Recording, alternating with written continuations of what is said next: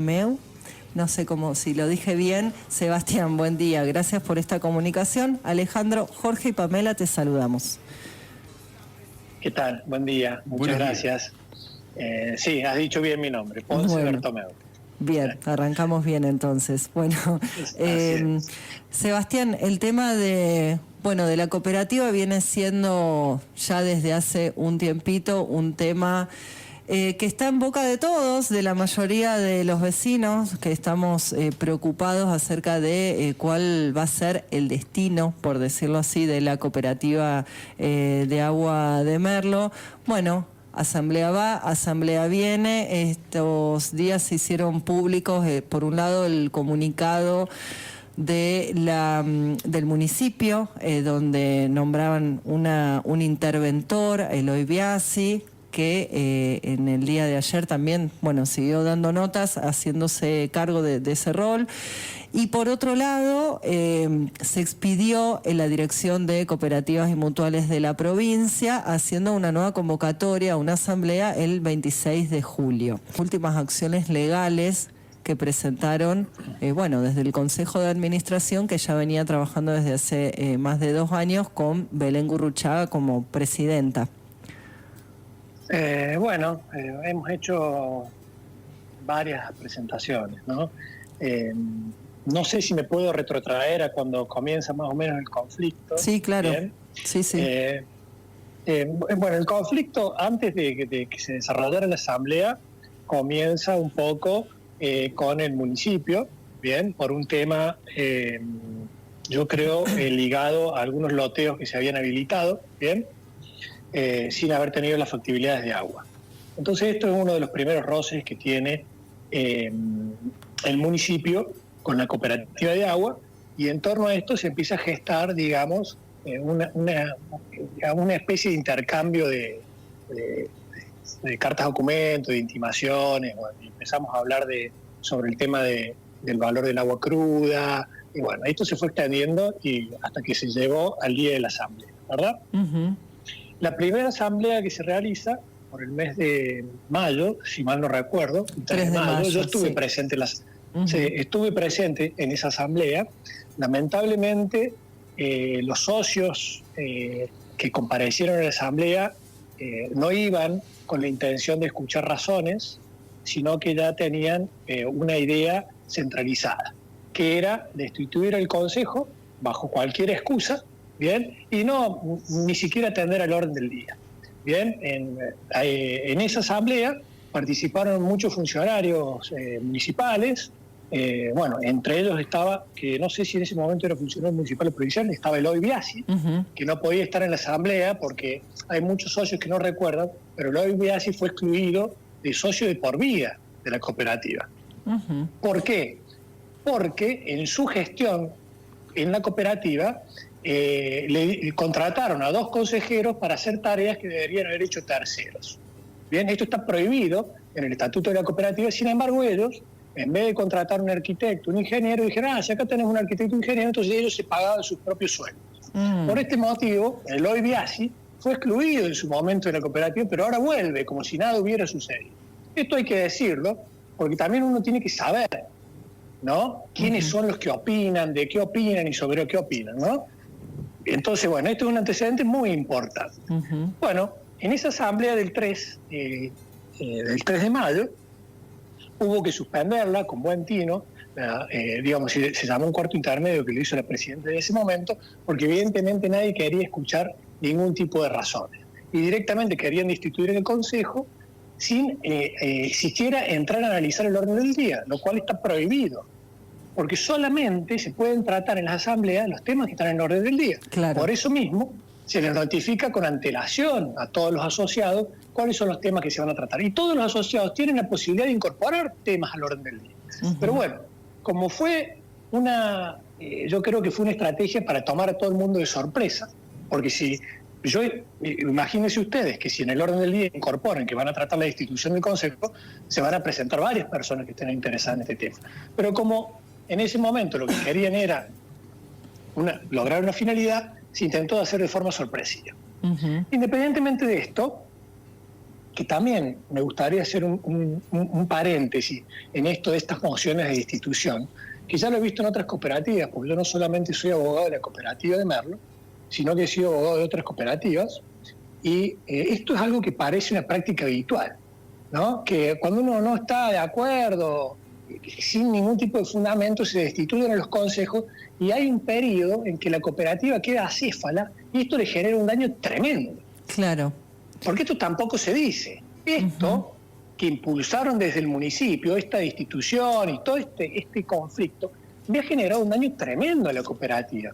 Porque en esa cefalía no hay nadie que tenga autorización para pagar, todo el mundo está temeroso de si yo tengo facultades o no tengo facultades, entonces se generan intereses por impuestos que no se pagan, los trabajadores también se ven afectados porque por ahí se les retrasa su remuneración, etc. Esto mismo que está sucediendo hoy en la cooperativa. Entonces, los asociados tienen que saber que esta moción de destitución tiene que ser excepcional. Claro. No puede ser la regla, no puede ser la regla. Claro, porque en el sistema de cooperativas. El funcionamiento normal, digamos, de una cooperativa es a través de la asamblea y uno en la asamblea tiene la posibilidad de votar a uno o a otro, inclusive si es socio se puede proponer, ¿no? Como para ser parte del consejo de administración. Es decir, hay distintas instancias antes de ir solamente por la destitución, si es que uno puede tener efectivamente diferencias, malestares, puede estar desconforme inclusive con la gestión del Consejo de Administración, pero en este comentario, en este análisis que vos haces, es claro que la destitución sería como una situación excepcional y extrema, ¿no? Hay antes pasos previos que se pueden hacer para modificar en caso que uno no esté de acuerdo con el Consejo de Administración vigente, digamos. Claro, totalmente. Pero aparte hay una cuestión, estas destituciones dadas así sin causa, si son llevadas a la justicia, se revierten. Claro. El que termine pagando las costas de estas instituciones nulas es la cooperativa, porque la persona que ha sido destituida puede ir a la justicia y decir, esta decisión asamblearia es nula y no tiene ningún fundamento. Y tiene que demandar a la cooperativa. ¿Qué es lo que sucede? Que todas las personas que son destituidas o que son sancionadas nunca van a la justicia, porque también nuestra justicia, ¿no?, es como, deja mucho que desear. Plantear una nulidad de una asamblea en la justicia puede demorar, de acá que se revuelve, puede demorar 5 años en el estado actual de la justicia. Claro. ¿No? Entonces, bueno, pero también hay que tener presente eso, que si yo destituyo por destituir, esa decisión puede ser revocada en sede judicial. Que esto tampoco se tiene en cuenta, ¿verdad? O sea, no se tiene en cuenta la magnitud de la decisión que se está tomando y sus consecuencias. Bueno, pero independientemente de esto, discúlpeme que me haya extendido, es un paréntesis para ir marcando los antecedentes de esta situación, cómo se llega a esta situación, ¿bien? Bueno, posteriormente de eso, que se hace el cuarto intermedio, bueno, yo creo que ya es de todos, es voz populi o conocido, que se planteó esta situación en dirección de cooperativa y se publicó en ese momento un edicto convocando para el día 7 de junio a la asamblea que se realizó, y en ese mismo edicto que fue publicado en el boletín oficial decía que solamente podían participar los que habían participado en la asamblea anterior. Nadie dijo nada. Ni siquiera los propios funcionarios del municipio, que después quisieron entrar a la fuerza, porque entraron a la fuerza a la cooperativa del 7 de junio, impugnaron esa resolución del Consejo. Nadie planteó nada sobre ese edicto. Claro. Quedó firme y consentido. Y hubo un periodo, digamos, de tiempo, no recuerdo si son 15 días de antelación, que es el periodo para poder darle difusión a esa convocatoria, ¿no? Que es donde, bueno, el Consejo de Administración estuvo en los medios, ¿no?, haciendo esa convocatoria a quienes habían participado, sí. Entonces, lo que dices es totalmente correcto, porque las publicaciones se tienen que hacer con una antelación suficiente para que los asociados tomen conocimiento y puedan plantear lo que crean pertinente, ¿no? Entonces, si ellos estaban en desacuerdo con esta convocatoria en esos términos, deberían haber planteado las impugnaciones pertinentes y que las hubieran resuelto la dirección de cooperativa. Nada de esto sucedió. De hecho, esa convocatoria fue hecha con el visto bueno de la dirección de cooperativas.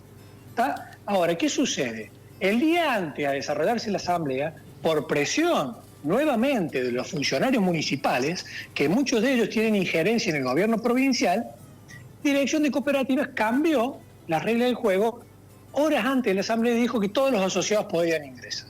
Bien, entonces en esta situación el consejo, ellos tienen una reunión conmigo y me preguntan a mí si debían permitir que ingresaran todos los asociados. Yo respondí a esto de forma legal, no política.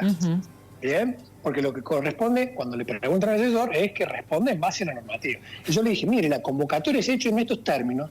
Si ustedes dejan pasar a cualquier persona que no asistió a la asamblea anterior, la asamblea va a ser nula, porque ha sido convocada en estos términos. Claro. Y esa convocatoria no se puede modificar, salvo que se haga otra publicación de edictos con igual antelación. Porque si no, se afecta el derecho de todos los asociados. Entonces, a mí en ese momento, el secretario de la cooperativa, que estaba ejerciendo las tareas de presidente, porque Belén había tomado licencia por una cuestión particular, yo le sugiero que en el caso de que ingresara cualquier persona que no estaba autorizada por esa publicación en el boletín oficial, por esa convocatoria, él inmediatamente suspendiera la asamblea para no entrar en la nulidad. Claro. Porque si entramos en la nulidad, perjudicamos otra vez a la cooperativa. Porque otra vez entramos en este problema de la cefalía y la cooperativa presta un servicio esencial, que es el agua. Claro, entonces, vos traes un elemento que yo creo que es importante y tal vez no hay tanta conciencia, que tiene que ver con los costos de todo tipo de, este accionar, que lo estamos, una cosa concreta que venimos hablando acá, tiene que ver con que, por ejemplo, los trabajadores tienen todavía la incertidumbre acerca de cuándo van a cobrar su salario. Quiero decir, claro, esto no es gratuito, ¿no? Esto que sucedió no es gratuito ni para los trabajadores ni para el resto, porque, ayer también Belén Gurruchaga nos explicaba que habían llegado ciertas cosas que no se habían pagado en términos, que eso ya empiezan a correr intereses, ¿no? Hay toda una serie de irregularidades que se van gestionando en estos días que tienen su consecuencia. Bueno, en la entrevista de anoche Biasi hacía referencia a que si la semana que viene no había un panorama más claro de lo que está aconteciendo en la cooperativa, el municipio pediría un crédito al Banco Nación con el cual le pagaría el sueldo a los empleados de la cooperativa de agua, ¿no? Claro. ¿Cuál es su juicio opinión? Político, ¿no? Administración fraudulenta. ¿Cómo va a hacer él con los bienes del municipio hacer lo que quiere? ¿Pagarle el sueldo mañana a una empresa privada? Si la cooperativa es una empresa privada. La ignorancia reina en el municipio.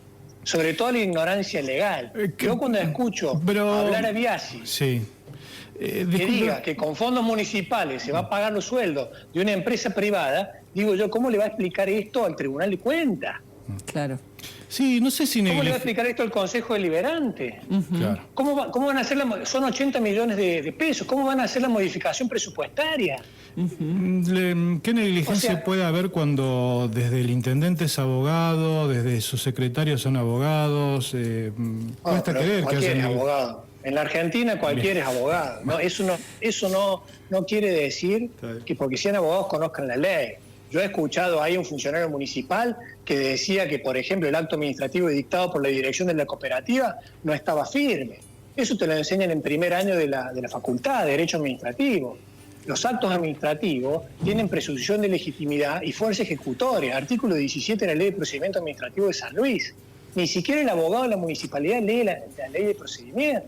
Claro. Entonces, o es mala fe para desinformar, o realmente es ignorancia, pero todo este daño que ha generado cada uno de los funcionarios que han participado de estas actuaciones de la municipalidad, ¿no? Y dentro de la cooperativa, está plagada de una serie de errores y de una ignorancia absoluta. Y yo por lo único que veo que a mí me asombra es que utilizan el poder para avasallar.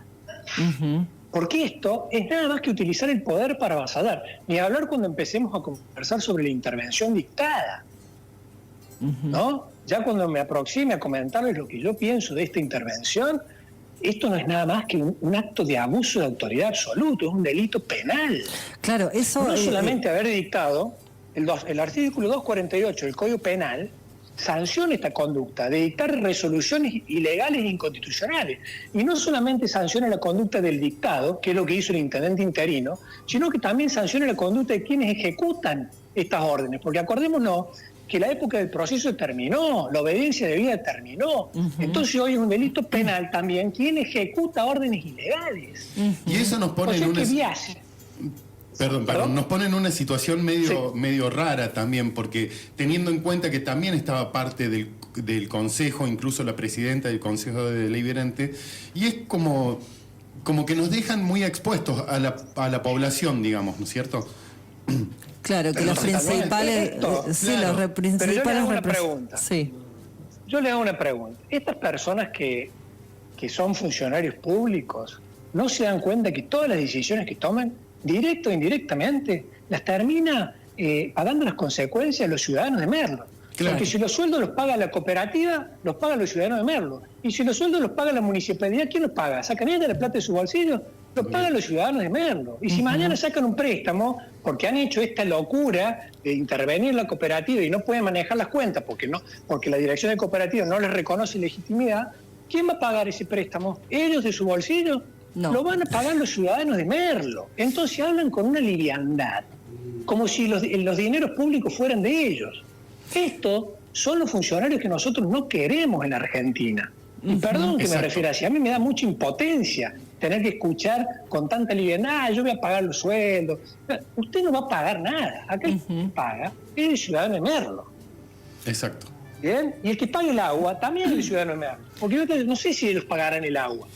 También. Además de eso. Sí, entonces, totalmente. Sebastián, y quiero preguntarte eso, ¿cuáles son las próximas acciones legales? Me parece que esto que vos subrayás es muy importante, porque si no vamos normalizando, naturalizando de que acá cualquiera gobierna por decreto o por comunicado por las redes y hago lo que se me canta, cuando en realidad cada institución tiene reglamentos, hay leyes, hay una jerarquía en las leyes que hay que respetar, ¿no? Y que ellos, que son los funcionarios, son los primeros que deberían dar el ejemplo.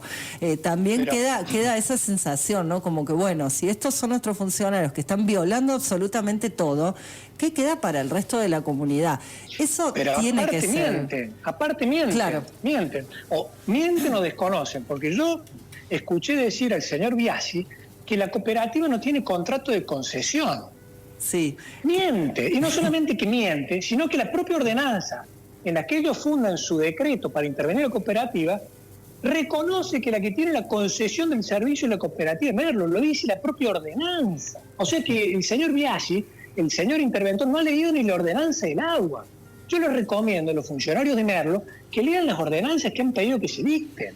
¿Y con qué fundamentación legal, no? Él es interventor, ¿con qué se ampara legalmente? No tiene ninguna fundamentación legal. Primero, porque ellos utilizan la ordenanza y la ordenanza no está vigente, porque el artículo 23 dice que esa ordenanza cobra vigencia una vez que ha sido reglamentada. Hasta tanto no sea reglamentada, la cooperativa sigue funcionando de la misma forma, lo dice la propia ordenanza. La ordenanza de 2024. Totalmente, lean el artículo 23. Bien. Van a leer al intendente que lea el artículo 23 y se dé cuenta que esa ordenanza no está vigente hasta que tanto no se reglamente. Lo dice el 23 específicamente.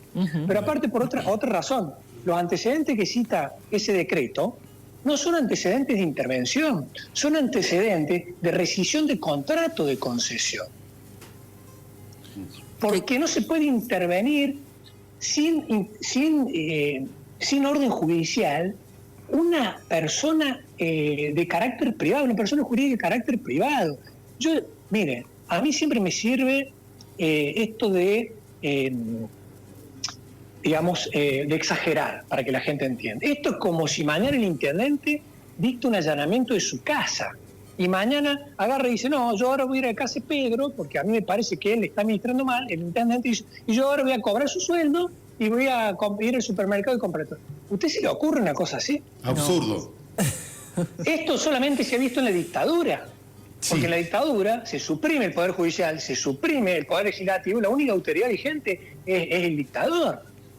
Pero la propia ley de cooperativas dice que solamente tiene facultad para intervenir el juez. Pero esto es una cuestión lógica, porque si no, porque ellos...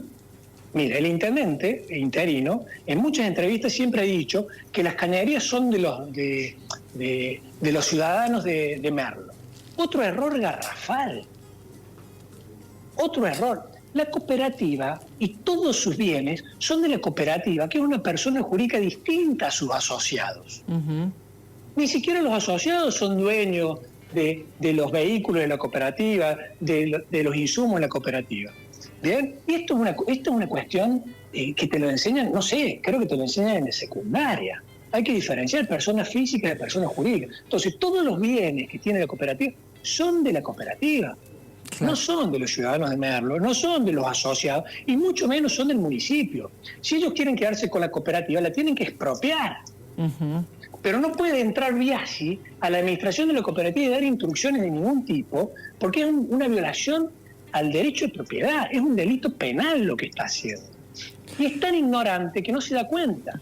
O es ignorante o, evidentemente, cuentan con una impunidad que nosotros desconocemos. Porque le voy a decir qué acciones hemos tomado. Bien. En el día de ayer interpusimos una denuncia penal precisamente por abuso de autoridad y por violación a la propiedad. Y no solamente eso, sino también porque con su actitud están entorpeciendo la prestación de un servicio público, que es la prestación del agua. Eso también es un delito penal. Claro, porque... Entonces, en su accionar hay un concurso real e ideal de delitos. Eso por un lado. Por el otro lado, como el decreto que dictó el intendente interino, más la resolución, son abiertamente ilegales e inconstitucionales, porque violan todas las garantías constitucionales habidas por haber. O sea, porque si no, el día de mañana, si esto queda firme, el municipio tiene más peso que la Corte Suprema de Justicia de la Nación. Sí. Claro, es muy loco, pero es muy gráfico lo que decís, a su vez, y bueno, lo que siempre mencionamos acá, habla de una forma de hacer política, una forma de gobernar, donde los límites se van corriendo, ¿no? Por eso también la gravedad de este accionar concreto contra la cooperativa que se puede trasladar a cualquier institución. Mire, yo en este caso me toca opinar de alguna manera como abogado de la cooperativa. Pero si no fuera abogado de la cooperativa, estaría muy preocupado. Estaría muy preocupado. Porque esto es un abuso de autoridad serio. Claro. Serio. Entonces, no es una cuestión menor. Y yo los escucho hablar tan livianamente sobre lo que han hecho. Yo soy interventor. O sea, esto es una cuestión compleja. Y aparte están generando un daño con un servicio esencial. Lo que han hecho es terrible, ¿no? Y bueno, esperemos, bueno, también esto es lo que le quería comentar, independientemente de mi opinión como ciudadano. También hemos presentado un amparo, una acción de amparo, evidentemente, porque este decreto es completamente ilegal e inconstitucional, y hemos pedido una medida cautelar. Independientemente de estas acciones, también hemos elevado la denuncia al INAES para que todo conocimiento, y se va a enviar la denuncia a la Dirección de Cooperativas, que ya está al tanto de esta situación. Bien. Pero independientemente de esto, ellos lo que desconocen es que hay una resolución de un órgano del Estado, que es la Dirección de Cooperativas, que ha dicho acá el único consejo válido es el que estaba antes de la asamblea del 7 de junio. Y con ese acto administrativo no es cualquier cosa. Bien, porque todavía no lo han impugnado. Bien, y tampoco, si lo impugnan, como tiene fuerza ejecutoria, tampoco es suspensiva esa impugnación. Entonces, tenemos un acto firme administrativo que reconoce una autoridad, y cualquier otra persona que violente este acto administrativo está haciendo una usurpación. Claro. Entonces, si mañana, como tengo entendido que estaba el señor Mini, que también es autoridad de la municipalidad, o estaba el señor Biasi en la cooperativa, tomando cartas en el asunto, ojo, porque ya hay una resolución que dice que ellos no son autoridad. Claro, eso es lo que más me llama la atención, que la semana pasada en medios de comunicación oficialistas se daba a conocer la información de que, bueno, los trabajos en la SUD ya seguían como viento en popa, ya se está hablando de la planificación de conectar la SUD con el sistema de agua que viene por Avenida Dos Venados y como que, bueno, sería la solución para gran parte de la Villa de Merlo el problema del agua. ¿Cómo ves este panorama de acá en adelante? Es lo que dice el municipio, ¿no? Miren, yo lo que he visto en este tiempo, que me ha tocado intervenir, es que el municipio ha puesto el pie en el acelerador. Entonces, si el municipio no baja el pie del acelerador, hace un mea culpa y conversa en un plano de igualdad con la cooperativa para resolver realmente los problemas de las personas de Merlo y del agua, y esto no va a terminar bien. Mire, yo no sé si usted sabe, no quiero dar casos concretos para no agrandar la situación, pero ¿usted conoce algún lugar donde el agua que esté en manos del municipio salga potable? Y esto es lo que por ahí ni los empleados de la cooperativa ni los ciudadanos se dan cuenta. El día de mañana, si esto pasa en la municipalidad, ¿qué es lo que va a suceder? La política siempre se ha manejado por actos demagógicos. Entonces, el día de mañana, cuando haya que subir el valor del agua, porque no alcanza para comprar cloro, no alcanza para comprar sueldo, para pagar sueldo, porque no alcanza para comprar insumo, y vengan las elecciones, el municipio no va a querer aumentar el valor del agua porque no los van a votar. Claro. Entonces, ¿qué va a suceder? O van a empezar a subsidiar, o va a empezar a entrar deuda, o no van a potabilizar correctamente el agua, y usted va a tener en la canilla agua negra, como sucede en otras partes de la provincia. Bien, Sebastián. ¿Bien? Porque cuando sí.